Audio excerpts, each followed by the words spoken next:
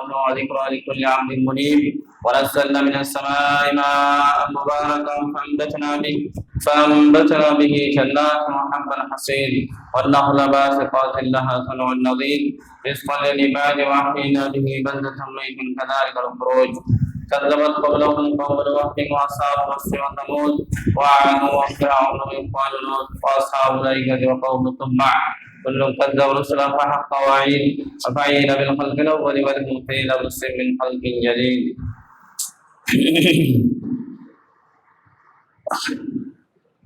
إن الحمد لله نحمده ونستعينه ونستغفره ونعوذ بالله من شرور أنفسنا ومن سيئات أعمالنا من يهده الله فلا مضل له ومن يضلله فلا هادي له وأشهد أن لا إله إلا الله وحده لا شريك له وأشهد أن محمدا عبده ورسوله.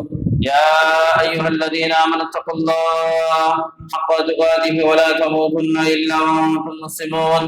يا أيها الناس اتقوا ربكم الذي خلقكم من نفس واحدة وخلق منها زوجها وبث منهم رجالا كثيرا ونساء واتقوا الله الذي تساءلون به والأرحام إن الله كان عليكم رقيبا. يا أيها الذين آمنوا اتقوا الله وقولوا قولا سديدا يصلح لكم أعمالكم ويغفر لكم ذنوبكم ومن يطع الله ورسوله فقد فاز فوزا عظيما. أما بعد فأعوذ بالله من الشيطان الرجيم بسم الله الرحمن الرحيم. والمؤمنون والمؤمنات بعضهم أولياء بعض يأمرون بالمعروف وينهون عن المنكر ويقيمون الصلاة ويؤتون الزكاة أولئك سيرحمهم الله إن الله عليم حكيم. وقال رسول الله صلى الله عليه وسلم من رأى منكم منكرا فليغيره بيده فإن لم يستطع فبلسانه فإن لم يستطع فبقلبه وذلك ضعف الإيمان. সম্মানিত দিনী ভাই, সমস্ত প্রশংসা গুণগান আরাধনা সে আল্লাহ সুবহানাহু ওয়া তাআলার জন্য। আল্লাহ রাব্বুল আলামিন আমাদেরকে সুষ্ঠুভাবে বাঁচিয়ে রেখেছেন এবং তার ব্যবস্থাপনা করেছেন। সে আল্লাহ রাব্বুল আলামিনের প্রশংসা করি, বলে আলহামদুলিল্লাহ। তারপরে পরে যে নবীর মাধ্যমে আমরা সঠিক দিন পেয়েছি, সঠিক রাস্তা পেয়েছি, যে দিন মানুষ বিভিন্ন মতে বিভিন্ন চিন্তা চেতনায় বিভক্ত ছিল, যিনি একটি সঠিক পথ দেখিয়েছেন, সেই নবীর উপরে অগণন দরুদ ও সালাম বর্ষিত হোক। আল্লাহুম্মা সাল্লি আলাইহি আল্লাহুম্মা বারিক আলাইহি। কোরআন থেকে একটা আয়াত পেশ করেছি, আর সহিহ মুসলিমের একটি হাদিস। এই আয়াত এবং হাদিসকে সামনে রেখে বিশেষ গুরুত্বপূর্ণ একটা আলোচনা করার চেষ্টা করব। ভালো করে শোনার চেষ্টা করবেন এবং বোঝার চেষ্টা করবেন, ইনশাআল্লাহ উপকার হবেই হবে। আশাবাদী। আলাইহি তাওয়াক্কালতু ওয়া ইলাইহি উনীব।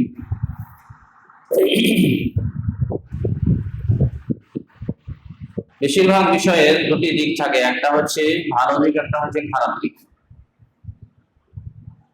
যখন যে দিকটাতে বেশি কাজ হয় তখন সেইটা কি হয়, সেটি বেশি প্রচার এবং প্রসার হয়। যদি ভালো দিকে বেশি কাজ হয়, মেহনত এবং পরিশ্রম করা হয়, তখন কি হয়, ভালোর প্রচার এবং প্রসার হয়ে থাকে। আর খারাপের যদি কি হয়, প্রচার এবং প্রসার করা হয় অথবা তাকে ছাড় দেওয়া হয়, তখনই কি হয়ে যায়, সেটা স্থান লাভ করে, জায়গা দখল করে নেয়।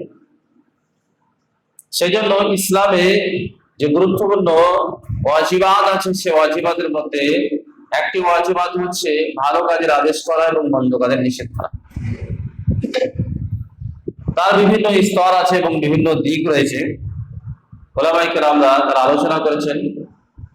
ওলামায়ে কেরাম বলেছেন যে ভালো কাজের আদেশ করা এবং মন্দ কাজের নিষেধ করা, এটা হচ্ছে ওয়াজিব,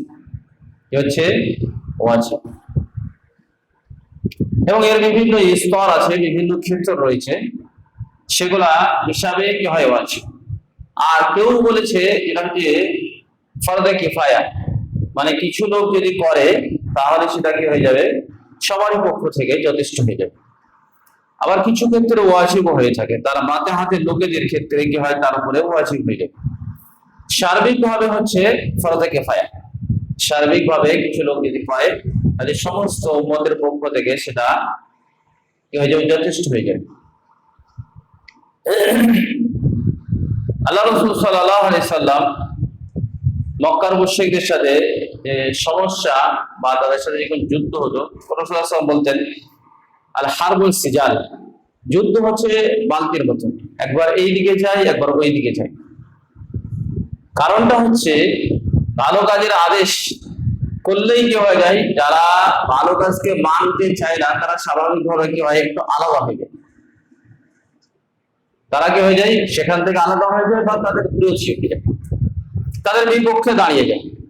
আর এই বিপক্ষে দাঁড়াতে দাঁড়াতে এক পর্যায়ে গিয়ে কি হয়, যুদ্ধই পরিণত হয়ে যায় বা সংঘর্ষ হয়ে যায়। তো এইগুলো কাজ করার ক্ষেত্রে ভালো কাজের আদেশ এবং মন্দ কাজের নিষেধ, এটা মুমিনদের একটা বিশেষ বৈশিষ্ট্য। আল্লাহ রাব্বুল আলামিন কোরআনে মুমিনদের যে সমস্ত বৈশিষ্ট্যগুলো বর্ণনা করেছেন তার মধ্যে এই একটা বৈশিষ্ট্য বা তাদের একটা বিশেষ কাজ, যে তারা ভালো কাজের আদেশ করবে এবং মন্দ কাজে নিষেধ করবে। ওরকম ভাবে আমরা যে জমি জায়গা চাষ করছি, এখানে যদি আগাছাগুলোকে তুলে না ফেলা হয় তাহলে জমির ফসল হবে না।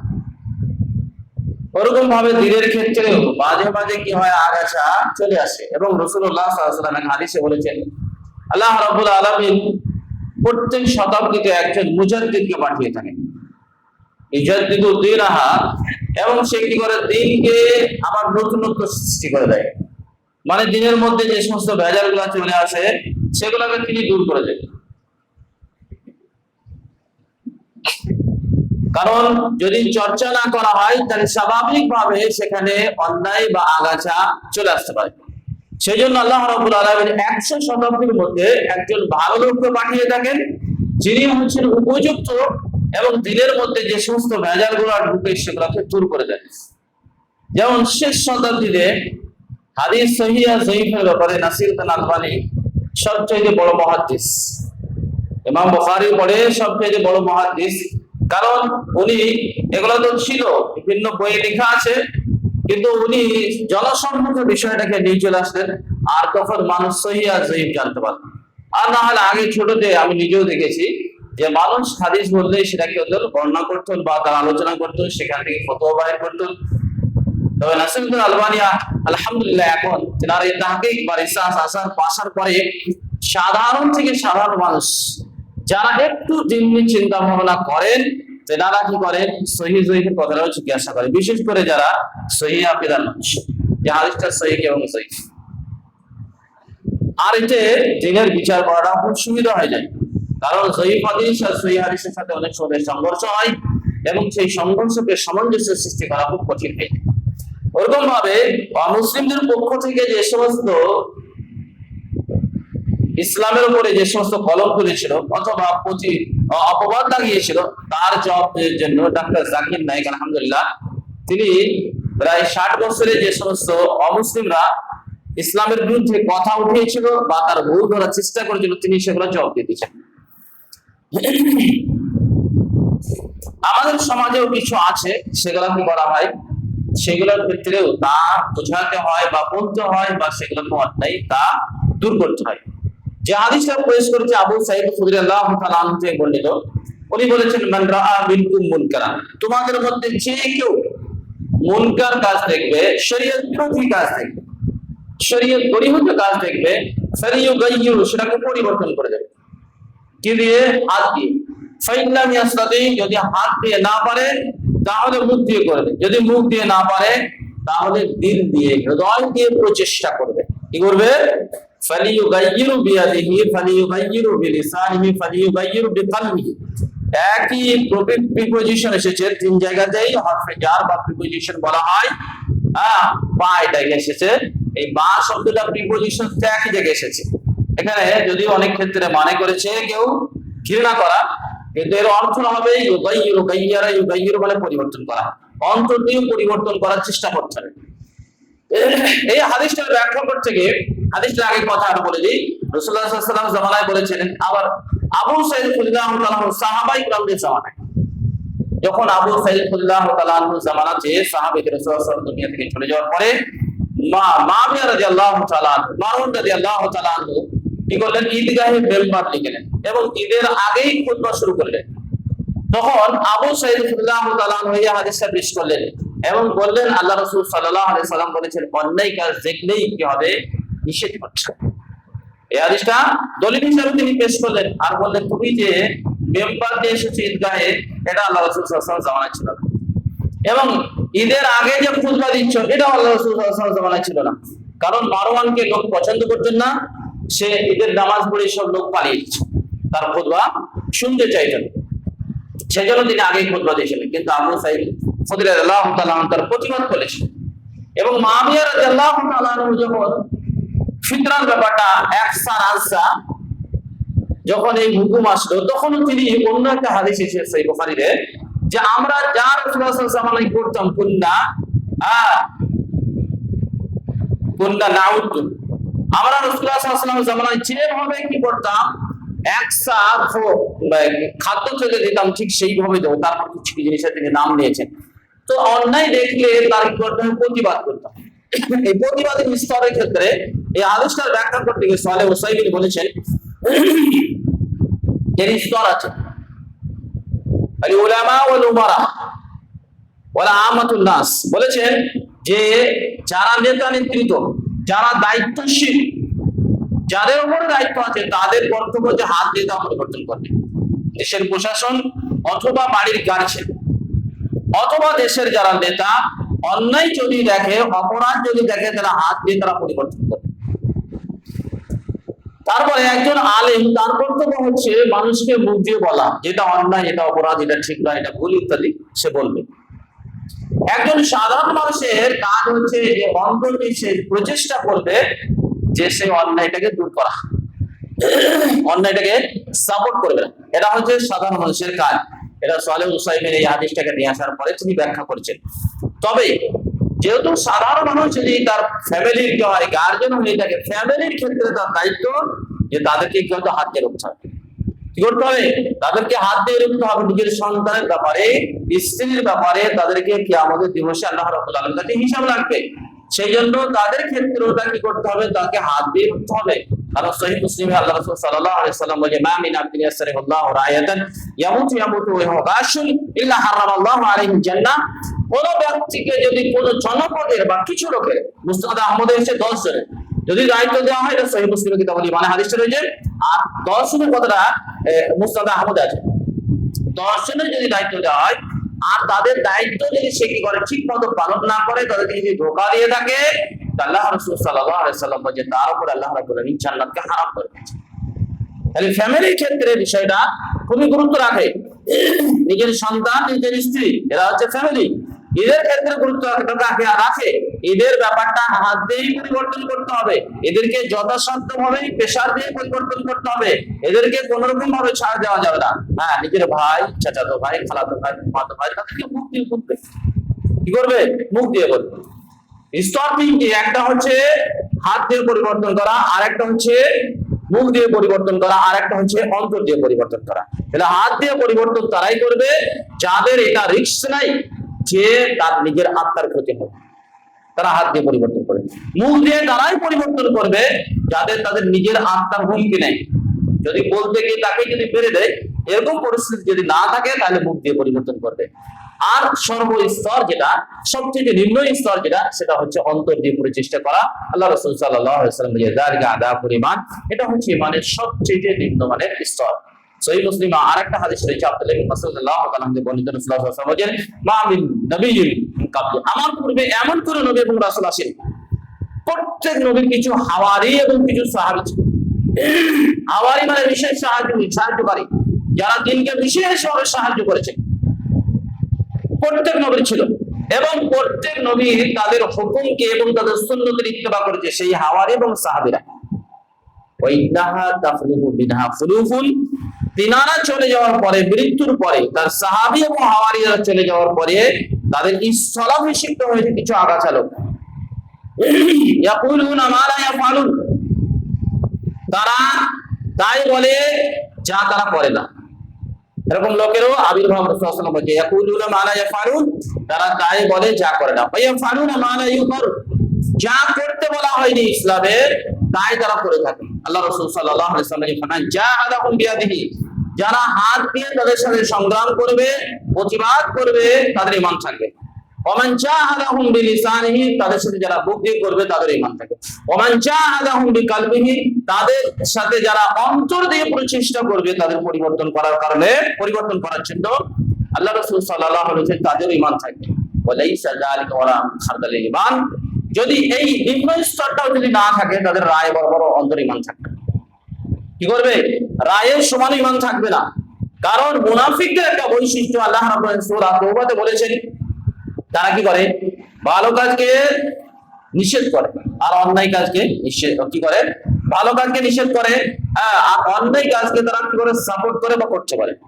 আল্লাহ রাব্বুল আলামিন সূরা মুনাফিকাতে বলছেন, ওয়াল মুনাফিকাতু ওয়াল মুনাফিকাতু বা'দুহুম মিন বা'দ, মুনাফিকরা হচ্ছে এক অপরের সহযোগী, এক অপরের বন্ধু, এক অপরের হিতাকাঙ্ক্ষী। তারা কি করে? ভালো কাজের নিষেধ করে। ইয়ানহাউনা আনিল মারুফ, তারা ভালো কাজের নিষেধ করে, যে ভালো কাজ করা যাবে না, অত বেশি ভালো কাজ করতে হবে না, অত ভালো কাজ করে কি হবে, সবাই ভালো হয়ে গেলে হবে, এরকম বক্তব্য আমাদের সমাজেও আছে। আর কি করে তারা? আর খারাপ কাজের আদেশ করে তারা। যেমন আমাদের সমাজে আছে যে এখন ছোট আছে, বয়স কম আছে, কিছুটা করলেন না, এটা একটা মুনাফিকদের বৈশিষ্ট্য। আল্লাহ রাব্বুল আলামিন এই কথা বলছেন। তাহলে মুনাফিকদের বৈশিষ্ট্য হচ্ছে তারা কি করবে? ভালো কাজকে নিষেধ করবে আর খারাপ কাজকে হুকুম করবে। আর মুমিনদের ব্যাপারে আল্লাহ রাব্বুল আলামিন একই সূরাতে 71 নম্বর আয়াতে বলেছেন, ওয়াল মুমিনুনা ওয়াল মুমিনাতু বা'দুহুম, মুমিনদের বৈশিষ্ট্য হচ্ছে তারা এক অপরের সাথে অন্তরঙ্গ সম্পর্ক থাকবে, ভালোবাসা থাকবে।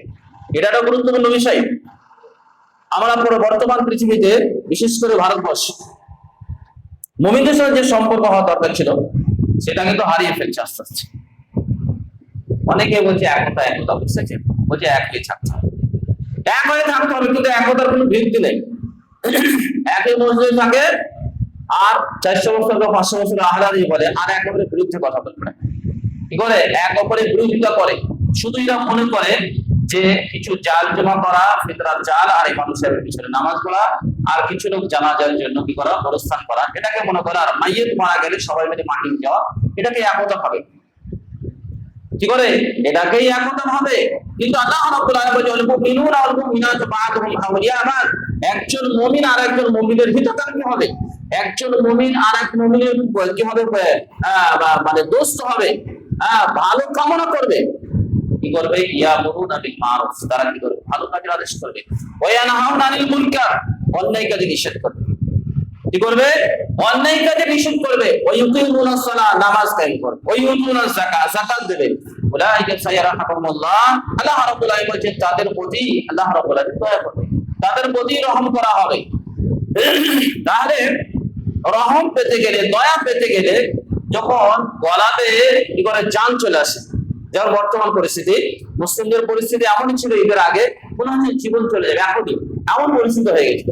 মুহাম্মদ সাল্লাল্লাহু আলাইহি সাল্লামের খন্দকের যুদ্ধের সময় এরকম পরিস্থিতি হয়েছে, এমন আমরা সব মারা যাবে এখনই। এবং মুনাফিকরা আটাং পাটাং বকছিল আল্লাহর ব্যাপারে, ওয়াজান্না বিল্লাহি যানুন, আল্লাহর ব্যাপারে ভুলভাল বকছিল। ওরকম ভাবে হুনাইনের যুদ্ধে যে রোগটা আমাদের রয়েছে, হুনাইনের যুদ্ধে সাহাবায়ে কিরামদের মধ্যে মক্কা ফাতহ হওয়ার পরে যখন 9ম হিজরিতে হুনাইনের যুদ্ধ হলো, কাসারাতুম আজাবাতুম, তারা আধিক্য দেখে, অধিক মানুষকে দেখে খুব খুশি হয়েছিল যে আমরা আজকে যুদ্ধতে জয়লাভ করব। যেটা আমাদের এখন বর্তমান বিশেষ রোগ, যে বেশি আদমি মানে সবাইকে করে দাঁড়িয়ে গেল। আল্লাহ রাব্বুল আলামিন তারপর সাহাবায়ে কিরামের যুদ্ধের ময়দানে গেলেন, আর এমন মার খেলেন, তারপরে শুধুমাত্র মুহাম্মদ সাল্লাল্লাহু আলাইহি ওয়াসাল্লাম যুদ্ধের ময়দানে ছিলেন, সবাই যুদ্ধ ছেড়ে পালিয়েছিল।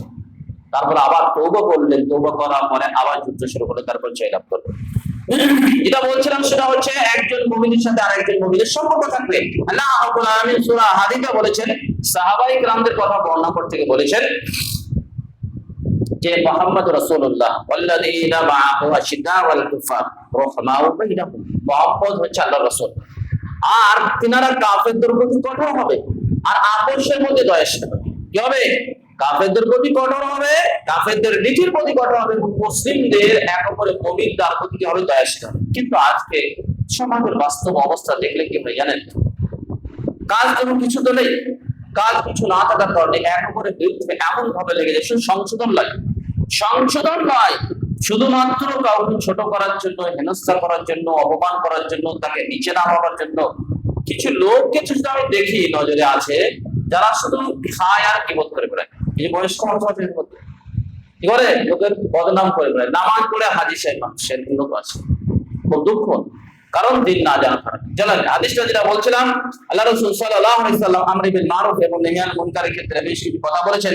সেটা হচ্ছে তিনটি শর্তের কথা বলেছেন। তিনটি শর্ত উলামায়ে কেরাম বলেছেন। একটা হচ্ছে আমর বিল মারুফ এবং নাহি আনিল মুনকারের ব্যাপারে জ্ঞান থাকতে হবে। ভালো কাজের ক্ষেত্রে জ্ঞান থাকতে হবে, যেটা ভালো, কোনটা ভালো এবং কোনটা মন্দ। কারণ নিজে নিজে ভালো আর মন্দ বিচার করলে হয় না। কারণ অনেক ক্ষেত্রে মানুষের জ্ঞানের কম বেশি থাকে এবং তার প্রতি মহব্বত এবং ভালোবাসা থাকে, সেই কারণে এদিক ওদিকে ঝুঁকে যায় মানুষ। তো ভালো মন্দ জ্ঞান থাকতে হবে। 2 নম্বর হচ্ছে তার ক্ষমতা থাকতে হবে, যে সেটা বলার অথবা তার নিজের আত্মার যে ভূমিকা আসতে পারে সেটা যেন প্রতিহত করতে পারে, সেটা ক্ষমতা থাকতে হবে। 3 নম্বর হচ্ছে লিন, নরমত থাকতে হবে। হ্যাঁ, এবং হিতাকাঙ্ক্ষী হতে হবে। নরমত এবং হিতাকাঙ্ক্ষী হতে হবে। কাউকে আপনি যখন ভালো কাজের আদেশ এবং মন্দ কাজে নিষেধ করছেন, তাকে অপমান করার জন্য নয়, তাকে ছোট করার জন্য নয়, তার ভালো কামনা করার জন্য। এই বৈশিষ্ট্যগুলো যদি থাকে তাহলে ভালো কাজে সে আদেশ করার অধিকার রাখে। আর এই বৈশিষ্ট্য যদি না থাকে তাহলে ভালো কাজের অধিকার রাখে না। কারণ অনেক সময় আমরা ভালো কাজ করতে গিয়ে ক্ষতি হতে পারে এবং অন্যায় নিষেধ করতে গিয়ে ক্ষতি হতে পারে, এগুলো লক্ষ্য রাখতে হবে। আল্লাহ রাব্বুল আলামিন রহম করবে। আরেকটা হাদিস রয়েছে, হাদিসটা আবু দাউদে রয়েছে। আমির রাদিয়াল্লাহু তাআলা থেকে বর্ণিত, আল্লাহ রাসূল সাল্লাল্লাহু আলাইহি সাল্লাম বলেছেন, ইদা উমিলাতিল খাতিয়া, যখন পৃথিবীতে অন্যায় কাজ হয়, গুনার কাজ হয়, অপরাধের কাজ হয়, মান শাহিদাহা ওয়া কারিহাহা, কেউ যদি সেখানে উপস্থিত থাকে আর সে যদি সেটাকে অপছন্দ করে, কামান গাবা আনহা, তো সেই ব্যক্তি গণ্য হবে না থাকার মতো সেখানে। ওমান রাদিয়াহা, যদি সে অসন্তুষ্ট থাকে, সে যদি সন্তুষ্ট থাকে সেখানে আর সে যদি সেখানে উপস্থিত না থাকে, তো থাকার মতনই সে কি হবে? গুনাহ। কথা বুঝতে পারলেন? হাদিসটা ভালো করে বুঝেন যে একটা পৃথিবীতে যখন অন্যায় কাজ হবে, আর অন্যায় কাজ সব সময় হয়েছে, এটা স্বাভাবিক, বুঝতে গেলেন? সব জামানাতে অন্যায় কাজ হয়েছে। যখন আগাছা লোক বেশি হয় তখন অন্যায় বেশি হয়, ভালো লোক যখন বেশি থাকে তখন ভালো কাজ বেশি হয়, এটাই স্বাভাবিক। রাসূলুল্লাহ সাল্লাল্লাহু আলাইহি ওয়াসাল্লাম হাদিসে এটাই পাওয়া যাচ্ছে। আর বাস্তবে আপনি সেটাই দেখবেন। তো রাসূলুল্লাহ সাল্লাল্লাহু আলাইহি ওয়াসাল্লাম বলেন, ইদা উমিলাতিল খাতিয়া, পৃথিবীতে শুধু অপরাধ আর অপরাধ দেখবে, অন্যায় আর অন্যায় দেখবে। তখন কোন ব্যক্তি সেখানে উপস্থিত আছে, সে প্রতিবাদ করতে পারছে না, তার ক্ষমতা নেই, প্রতিবাদ করলেই কেউ তাকে মারবে। সে যদি তার প্রতি সন্তুষ্ট থাকে, তো অসন্তুষ্ট যদি থাকে তো তার সমান গুনাহ হবে। সে কেউ যদি সেখানে উপস্থিত নাই, সেখানে উপস্থিত নেই, কিন্তু শুনছে যে অনেক জায়গায় অপরাধ হয়েছে, আর তাতে যদি সে সন্তুষ্ট থাকে, তো কি হবে? তার ততটাই গুনাহ হবে যে সেখানে উপস্থিত থেকে সন্তুষ্ট হয়েছে। কেউ উপস্থিত আছে কিন্তু সে কাজের প্রতি সে সন্তুষ্ট নেই, তো না থাকার মতন তার গুনাহ হবে। সেজন্য অনেক ক্ষেত্রে মানুষ সেখানে উপস্থিত নেই, কিন্তু পেপারে পড়লো অথবা খবরে দেখলো, বলছে ঠিক হয়েছে, হ্যাঁ ওদেরকে মারো পিটো, ওদের প্রতি অত্যাচার করো, ওদেরকে শেষ করে দেয়। অথচ লোকটা নিরীহ মানুষ, অথচ লোকটা নিরীহ মানুষ, হয় বংশীয় ব্যাপার আছে, অথবা দলীয় ব্যাপার আছে, অথবা ভাষাগত ব্যাপার আছে। এইসব যদি কোল্টাটানি বা পক্ষপাতের কারণে মানুষ সেখানে উপস্থিত না থাকার পরেও কি করে? একটা জুলম এবং অত্যাচারকে সাপোর্ট করে মৌনভাবে। এই মৌনভাবে যদি অন্যায়কে সাপোর্ট করা হয়, তাহলে সেখানে না থেকেও আপনার গুনাহগারের হকদার হবে। ততটাই গুনাহ হবে যতটা থেকে সে সাপোর্ট করেছে, ততটাই গুনাহ হবে। আল্লাহ রাসূল সাল্লাল্লাহু আলাইহি ওয়াসাল্লাম বলেছেন, আবু দাউদে হাদিসটা হচ্ছে হাদিস নম্বর 4345 নম্বর হাদিস। তাহলে অনেক ক্ষেত্রে এগুলো ভেবেচিন্তে আমাদের কি করতে হবে? জায়গা দিতে হবে। যদি ভেবেচিন্তে জায়গা না দিই তাহলে কি হবে? আমাদের নিজেদের গুনাহ আছে। আরেকটা হাদিস রয়েছে, জারির ইবনে আব্দুল্লাহ রাদিয়াল্লাহু তাআলা আনহু বর্ণিত, রাসূলুল্লাহ সাল্লাল্লাহু আলাইহি ওয়াসাল্লাম বলেছেন, কোন সম্প্রদায়ের মধ্যে ওয়ারাজুলুন ইয়াকুলু ফি কওমিন, কোন জাতির মধ্যে কোন একজন ব্যক্তি থাকে এবং সেই ইয়ামালুনা বিল মাসি, ভালো অন্যায় কাজ করে, ওয়ায়াকদিরুনা, তারা ক্ষমতা রাখে আইয়ুগাইয়িরু, সেটা পরিবর্তন করে দিতে, তার সেই অন্যায়কে রুখতে ক্ষমতা রাখে। লা ইউগাইয়িরু, তারা যদি পরিবর্তন না করে, আল্লাহ রাব্বুল আলামিন তাদের মৃত্যুর পূর্বে তাদেরকে শাস্তি দেবে। কি হবে? তাদেরকে শাস্তি দেবে, শাস্তি দিয়েই তবে আল্লাহ রাব্বুল আলামিন সেই জাতির মৃত্যু দেবেন, আর তার আগে মৃত্যু দেবেন। আপনার ক্ষমতা আছে যে অন্যায়কে পরিবর্তন করা, যদি পরিবর্তন না করেন তাহলে কি হবে? এটা জেনে নিন যে সেই জাতির উপরে আযাব আসবে, তবে সেই জাতি কি হবে? ধ্বংস হবে অথবা মারা যাবে। সেই ব্যক্তির উপর আযাব আসবে, তবে সে কি হবে? আযাব আসে, তারপরে আল্লাহ রাব্বুল আলামিন তার মৃত্যু দেবেন। আল্লাহ রাসূল সাল্লাল্লাহু আলাইহি সাল্লাম আরেকটা আবু সাঈদ রাদিয়াল্লাহু আনহু হাদিস রয়েছে, লা তা'মুরুন্না বিল মারুফ, অবশ্যই তোমরা ভালো কাজের আদেশ করবে, ওয়া লা তানহাউনা আনিল মুনকার, তোমরা অবশ্যই মন্দের কাজ নিষেধ করবে। আও লা তুশরিকুল্লাহ, যদি তোমরা এটা না করো, সম্ভবত আশা করা যাচ্ছে যে আল্লাহ রাব্বুল আলামিনের পক্ষ থেকে আযাব আসবে। ওয়া আনতাদু আল্লাহ ইউস্তাজাবু লাকুম, তোমরা দোয়া করবে আর দোয়া কবুল হবে না। কি করবে? দোয়া করবে আর দোয়া আল্লাহ রাব্বুল আলামিন কবুল করবেন। কারণ অন্যায়কে যদি নিষেধ না করা হয়, ভালো কাজে যদি আদেশ না করা হয়, তখন এমন একটা পরিস্থিতি হবে, এমন মানে জালেমকে আল্লাহ রাব্বুল আলামিন চাপিয়ে দেবেন, এমন আযাবকে আল্লাহ রাব্বুল আলামিন চাপিয়ে দেবেন, এই দোয়া করেও আল্লাহ রাব্বুল আলামিন কাছে কবুল হবে না। কারণ অন্যায়ের প্রতি আমরা সন্তুষ্ট ছিলাম, অন্যায়কে আমরা চাচ্ছিলাম, অপরাধকে আমরা চাচ্ছিলাম, এ হোক না কেন, কিছুটা চলুক না কেন, সুবিধা দেওয়া হোক না কেন, এই সুবিধা দেওয়ার কারণে আল্লাহ রাব্বুল আলামিন অসন্তুষ্ট হয়ে গেছে। পূর্বেকার জাতিদের অবস্থা ছিল ইহুদি খ্রিস্টানদের, যাদেরকে বনী ইসরাইল বলছে, আল্লাহ রাব্বুল আলামিন তাদেরকে অনেক সম্মান দিয়েছিলেন। তারা অন্যায়কে জায়গা দিতে দিতে তাদের ভিতরে অন্যায় ছেড়ে গিয়েছিল, আল্লাহ রাব্বুল আলামিন তাদের উপরে অভিশাপ করেছিল। ওরকম ভাবেই যদি ভালো কাজকে ভালো না মনে করা হয়, খারাপ কাজকে যদি খারাপ না মনে করা হয়, খারাপকে যদি নিষেধ না করা হয়, তো এমন একটা পরিস্থিতি আসবে, খারাপকে খারাপও বলতে পারবেন না। যেমন ধরেন এখন যে তন্ত্র মন্ত্র চলছে, বলছে বাকস্বাধীনতা, কি বলছে? বাকস্বাধীনতা, সবকিছু বলতে পারবেন, অসুবিধা নেই। ইসলামের ক্ষেত্রে বলতে পারবেন, ভালোর ক্ষেত্রে বলতে পারেন, কিন্তু যখন একজন জালেম অত্যাচার করছে, আমেরিকার মতন একজন জালেম যে একজন দেশের আরেকটা গণতন্ত্রের দেশের বাদশাকে জোরপূর্বক ধরে নিয়ে আসছে, তার কোনো বিচার হয় না। তার কোনো বিচার হয় না, তার কোনো শাস্তি হয় না, সে যা ইচ্ছা তাই করতে পারে। সে যদি মন চায় হাজারো লোককে কি করে দিতে পারে? মেরে দিতে পারে, ধ্বংস করে দিতে পারে, শেষ করে দিতে পারে। আফগানিস্তান, ইরাক, ইরান, এই সমস্ত দেশকে তাদের কোনো বিচার হবে না। কিন্তু একটা দুর্বল মানুষ যদি করে, যে তন্ত্র পিছনে মানুষ ছুটছে, অন্যায় মনে করছে না, অপরাধ মনে করছে না, মনে করছে এটাই নাজাতের পথ, চাই আলে হাদিস হোক বা যে আলেম হোক বা জাহেল হোক, সব একই অবস্থা। অথচ তারা সারা পৃথিবী দাদা হওয়ার পরেও সাধারণ নিরীহ লোককে মারে, কি করে? হাজার হাজার হাজার হাজার কোটি কোটি লোককে মেরে দিল, তবু তাদের কোনো বিচার আচার কিছু হয়নি। তাকে অপরাধ মানুষ মনেই করে না, কি করে না? তারা তো মনে করে না, মুসলিমরা অপরাধ মনে করছে না। এই যে অপরাধ না মনে করা, এটা একটা বড় সমস্যা। তারা যা পাপ করছে সেই পাপ সবারই উপর চেপে যাবে, যারা যারা মনে করছে, যারা যারা সন্তুষ্ট আছে এর প্রতি, সবার উপর চেপে যাবে। ওরকম ভাবে আমাদের দেশের অবস্থা তো দেখতে পাচ্ছেন, আমাদের দেশের অবস্থাও এই রাজনৈতিক কারণে, পার্টির কারণে একে অপরের প্রতি এমন বিদ্বেষ হয়েছে। মুসলিমরা 5 ওয়াক্ত নামাজ পড়ে, যেহেতু সে সেই দল করে না, একজন বাম করছে আর একজন ডাম করছে আর অমুক করছে, সেই করছে, তো সেই জন্য কি করেন? বলছে ওরা আসুক এবং ওদেরকে সাইজ করুক। তার যে মুসলিমদের প্রতি মুসলিমের ভালোবাসা দরকার ছিল, হিতাকাঙ্ক্ষী হওয়া দরকার ছিল, সেটা না করে কি বলছে জানেন? যেহেতু একজন ডান করে একজন বাম করে, তো বাম ডানকে বলছে অথবা ডান বামকে বলছে যে বিজেপি আসুক, তুই মুসলিমদেরকে সাইজ করে দেবে, ওই অমুক জনকে গাল দেবে, অমুক জনকে সাইজ করে দেবে। তো ব্যাপারটা হচ্ছে কি জানেন? আসল জায়গাটা সব ভুলে গেছে। কি হচ্ছে? আসল জায়গা ভুলে গেছে। দিন সম্পর্কে জ্ঞান না থাকার কারণে এরকম ভালো হিতাকাঙ্ক্ষী হওয়া দরকার ছিল, ভালো কামনা করা দরকার ছিল মুসলিমদের জন্য, ভালো কামনা না করে কি করছে? আযাবের কামনা করছে।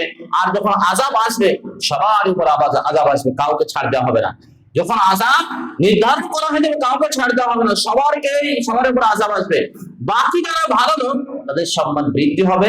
আল্লাহ রাব্বুল আলামিন তাদেরকে তাদের নিয়তের উপর নির্ভর করে কাল কিয়ামতের দিবসে তোলা হবে। সেজন্য ভালোকে ভালো বলতে হবে, অন্যায়কে অন্যায় বলতে হবে, ভালো কাজের নিষেধ করতে হবে, অন্যায় কাজের কি করতে হবে? আমাদের বাধা সৃষ্টি করতে হবে, আর ভালো কাজের আদেশ করতে হবে। তাহলে আল্লাহ রাব্বুল আলামিনের কাছে নাজাত পাওয়া যাবে এবং দোয়া করলে আল্লাহ রাব্বুল আলামিন কবুল করবেন। আল্লাহ রাসূল সাল্লাল্লাহু আলাইহি ওয়াসাল্লাম খুব সুন্দর একটা উদাহরণ, ভালো করে শুনেন। সহিহ বুখারীতে হাদিস রয়েছে, যদি ভালো কাজের ভালো না বলা হয়, মন্দকে যদি মন্দ না বলা হয়, তারা কি আফসিন বিষয়গুলো মেনে নেয়, নর্মাল ভাবে মেনে নেয়, যেমন হোক অসুবিধা নেই, অসুবিধা নেই, স্বাভাবিকভাবে যারা মেনে নেয় বিষয়গুলো, অত পারা যাচ্ছে না ছাড়া। এই স্বাভাবিকভাবে যারা মেনে নেয় তাদের ক্ষেত্রে আল্লাহ রাসূল সাল্লাল্লাহু আলাইহি ওয়াসাল্লাম বলেছেন মাসালুল মুমিন, যারা অন্যায়কে স্বাভাবিকভাবে যারা মেনে নেয় তাদের উদাহরণ হচ্ছে সেই স্টিমারের মতো, সেই নৌকার মতো। এটা রাসূল সাল্লাল্লাহু আলাইহি ওয়াসাল্লাম উদাহরণ দিয়ে বলেছেন যে তাদের মধ্যে কি করা হয়েছিল, টস করা হয়েছিল। কিছু লোক উপর তলায় জায়গা হয়েছিল, কিছু লোক নিচু তলায় জায়গা হয়েছিল। যে উপর তলায় পানির ব্যবস্থা ছিল আর নিচের তলায় পানির ব্যবস্থা ছিল, তো উপর তলার লোকেরা কি করতো, উপর তলার লোকেদের কাছে নিচের তলার লোকেরা পানি আনতে যেত, আর তারা খুব বিরক্ত এবং চিত্ত হতো যে বারবার আসছে, ডিস্টার্ব করছে। তো নিচের তলার লোকেরা কি করলো, তারা কুড়োল দিয়ে সেই জাহাজকে ফুটো করতে লাগলো। আর কি হলো, সবাই ডুবে মারা, সবাই কি হলো, ডুবে মারা গেল। রাসূলুল্লাহ সাল্লাল্লাহু আলাইহি ওয়াসাল্লাম বলছেন যদি ওয়াইন আখাদু, যদি তারা তার হাতকে ধরে রুখে দিত, আনজাও না যাও, সে নিজেও পরিত্রাণ পেত এবং সবাইকে পরিত্রাণ করে দিত, সবাই নাজাত পেয়ে যেত।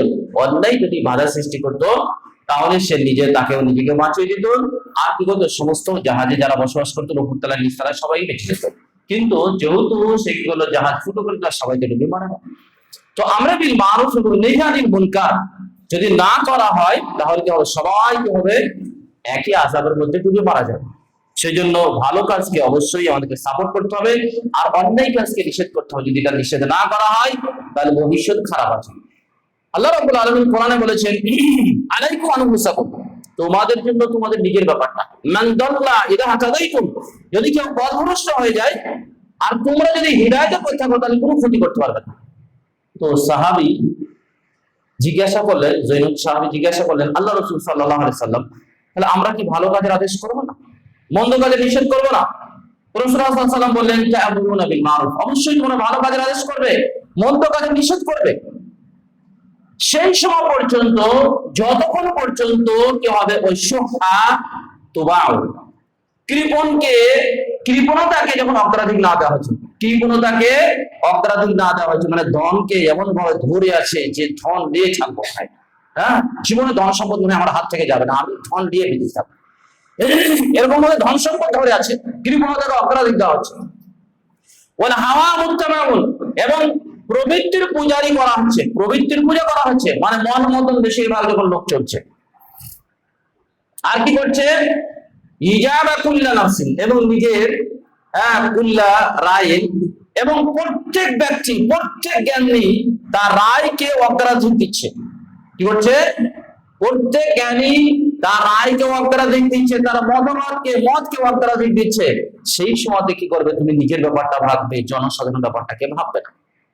কারণ জনসাধারণ সব হয়ে গেছে সেই সময়তে আগাছা, কি করবে, সব হয়ে গেছে অযোগ্য, মানে ভালো মন্দ গ্রহণ করার মতো পরিস্থিতি নেই। আর একটা হাদিসে স্পষ্ট ভাবে আছে, আব্দুল্লাহ ইবনে আমর রাদিয়াল্লাহু তাআলা থেকে বর্ণিত, রাসূলুল্লাহ সাল্লাল্লাহু আলাইহি ওয়াসাল্লাম বলেছেন কাইফা বিকুম ফি সামানিন শাবাইয়াতা কারবালান নাস কারবালাতান, যখন কি হবে, ভালো লোক বলতে কিছুই থাকবে না, শুধু আগাছা লোকেরা থাকবে, তখন তোমাদের কি হবে? তো আল্লাহ রাসূল সাল্লাল্লাহু আলাইহি ওয়াসাল্লাম সাহাবী বললেন আপনি বলেন কি করব? রাসূল সাল্লাল্লাহু আলাইহি ওয়াসাল্লাম বললেন যে তুমি নিজের ব্যাপারটা ভাববে, কি করবে, নিজের ব্যাপারটা ভাববে সেই সময়। কারণ এই আগাছা লোকদের কি অবস্থা হবে, তারা কি বলবে, তাদের অঙ্গীকারকে ভঙ্গ করবে এবং আমানতের খেয়ানত করবে। কি করবে, আমানতের খেয়ানত করবে। কাউকে একটা কথা রাখতে বলা হবে, কথাটাও রাখতে পারবে না, মানে এমন আগাছা হয়ে যাবে, এত দায়িত্বহীন হয়ে যাবে, এত মানে পাতলা চামড়ার লোক হয়ে যাবে, কথাই রাখতে পারবে না। টাকা পয়সা তো দূরের কথা, এর চাইতেও কি হবে, কথাটা পর্যন্ত রাখতে পারবে, সব বহিঃপ্রকাশ করে ফেলবে। সেই সময় কি করবে, সেটাকে কি করবে, নিজের ব্যাপারটা ভাববে, আর কি করবে, নিজের মুখ বন্ধ করবে, অন্য হাদিস আছে, নিজের ঘরের মধ্যে থাকবে, জনসাধারণ কথা ভাববে না। কারণ আয়াতে যে কথাটা বলছেন, সাহাবী ভেবেছিলেন যে আমাদের জামানাতেই কি করা হয়, যে আমর বিল মারুফ নাহি আনিল মুনকার করছে, নিষেধ আছে। রাসূল সাল্লাল্লাহু আলাইহি ওয়াসাল্লাম বলেন না, যখন এই চারটি জিনিস ঘটবে তখন কি করবে, চারটি জিনিস কি করে তোমরা আমর বিল মারুফ এবং নাহি আনিল মুনকার করবে না। এক নম্বর হচ্ছে যখন মানে কৃপণতাকে অগ্রাধিক দেওয়া হবে, কি করা হবে, কৃপণতাকে তার ইত্তেবা করা হবে এবং সেটাকে মেনে নেওয়া হবে। আর দুই নম্বর হচ্ছে যে আপনার প্রবৃত্তির অনুসরণ করা হবে, মানে মনের পূজারী হবেন। 3 নম্বর হচ্ছে প্রত্যেক জ্ঞানী তার রায়কে কি করবে? অগ্রাধিক দেবে। 4 নম্বর হচ্ছে দুনিয়াকে আখিরাতের তুলনায় যেমন অগ্রাধিক দেবে। তু সারাতুন বা মুসারাতুন ফিদ দুনিয়া, দুনিয়াকে কি করা হবে? দুনিয়াকে অগ্রাধিকার দিনের তুলনায়। তখন সে করবে নিজের ব্যাপারটা ভাববে, জনসাধারণ কথা ভাববে না। এখন অনেকটাই সেরকম বৈশিষ্ট্য আছে মানুষের মধ্যে। কি করে? এই 4টি বৈশিষ্ট্য সবই আপনি পেয়ে যাবেন। সেই জন্য নিজেকে নিজেকে এবং নিজের ফ্যামিলিকে আল্লাহর আযাব থেকে বাঁচাবার জন্য আমর বিল মারুফ এবং নাহি আনিল মুনকার করতে হবে। আরেকটা কাজ যেটা করতে হবে সেটা হচ্ছে ভালো লোকদের সাথে থাকার চেষ্টা করতে হবে। কি করতে হবে? ভালো লোকদের সাথে থাকার চেষ্টা করতে হবে, তাহলে অনেকটাই রক্ষা পাওয়া যাবে। যদি ভালো লোক না চিনতে পারা যায় তখন একাই থাকতে হবে। আর ভালো লোক যদি চিনতে পারা যায় তো তাদের সাথেই থাকতে হবে, তাহলে ইনশাআল্লাহ সফলতা আসবে। আল্লাহ রাব্বুল আলামিনের কাছে দোয়া করে আল্লাহ রাব্বুল আলামিন যেন আমাদেরকে সঠিক দিনে বোঝার তৌফিক দেন, এবং বিশেষ করে এই সমাজে যারা আমরা বসবাস করছি আমাদেরকে ভালো কাজের আদেশ এবং মন্দ কাজের নিষেধ করা তৌফিক দেন আল্লাহ রাব্বুল আলামিন। আল্লাহ রাব্বুল আলামিন এই সমাজে যারা দায়িত্ব আছে তাদেরকে ঈমান এবং আকীদার উপরে দাওয়াতি কাজ করার তুমি তৌফিক দান করো হে রব্বুল আলামিন। আমরা ভারতবর্ষে যে অবস্থায় আছি তুমি একটা সুন্দর ব্যবস্থাপনা করে দাও, এখানকার মানুষদের হৃদয়কে তুমি নরম করে দাও, যাতে করে আমরা একে অপরের সাথে মহব্বতের সাথে ভালোবাসার সাথে দাওয়াতি কাজ এবং তাদেরকে সঠিক জিনিসটা বোঝাতে পারি এবং ভুলটাকে তাদের সংশোধন করতে পারি। এই তৌফিক তুমি দাও আল্লাহ রাব্বুল আলামিন। আমাদেরকে বসবাস করার জন্য একটা পরিস্থিতি তৈরি করে দাও এবং একটা নেতাও দিয়ে দাও যার পেছনে থেকে আমরা দ্বীন এবং দুনিয়া দুটো রক্ষা করতে পারি। আল্লাহুম্মা আমিন। ওয়া সাল্লাল্লাহু আলা নাবিয়িনা